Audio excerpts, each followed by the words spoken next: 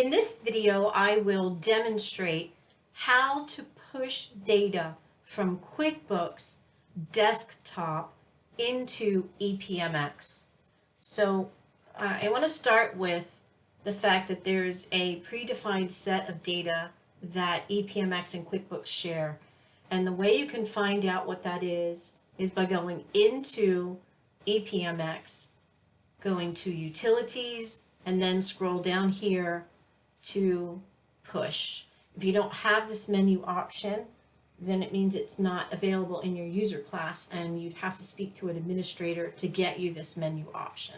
So I'm going to click on Push. Now, you have an option if you have multiple corporations to choose the corporation you want the data pushed into. I only have one, so I'm going to leave it at Integrity Brands. The data you can push are the classes, the currency, GL accounts, projects, terms, and vendors.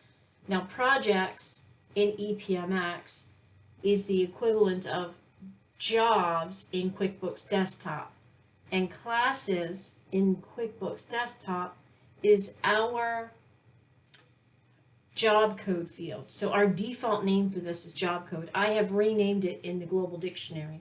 Not all of our customers use QuickBooks, but I renamed it so that you could see it here in our demonstration. And I didn't even think to rename this, but you can if you want to. So what you're going to do is, let's say you want to push vendors. You're going to put a check mark here, and you're going to click on Save. And that's it. So what you did was you just generated a file that's sitting out there waiting for QuickBooks WebConnector to tell it what to do. Okay, so let's go ahead and go to QuickBooks. And as you can see, I'm on my home page. I'm going to go to Vendors. And just before I did this recording, I set up a new vendor called Hillside Flowers. All right, so I'm going to load the Web Connector. QuickBooks, update web services. It takes a couple of minutes for this. This is a finicky application, but I'm going to do it a couple times because I'm impatient. I don't think it'll make it happen any faster, but let's see.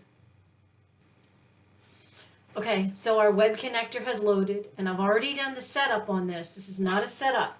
This is just how to push updated information into ePMX. The setup, you have to work with one of our specialists to do that for you. We have some written instructions, and we usually work with you to get that done. So I'm just going to put a check mark here in my QuickBooks import to ePMX, and I've got my password stored. This is my ePMX password. I've got it stored in here, and I'm going to hit Update Selected. I'm going to give it the opportunity to run.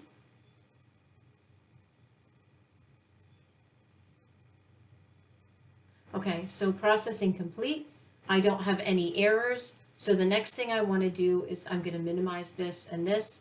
I'm going to come to Master Files, Vendor File, and I'm just going to take a look here using this magnifying glass and do a search. And there's Hillside Flowers. So my new vendor has been pushed into ePMX. It works the same way with the rest of the data. So if you're pushing a GL account code or a job/project or some new terms, currency, not many people use this. I've been here for several years and I haven't had anyone use the currency. However, it is available to share with ePMX from QuickBooks. And then, of course, the classes. Okay, I hope you find this helpful.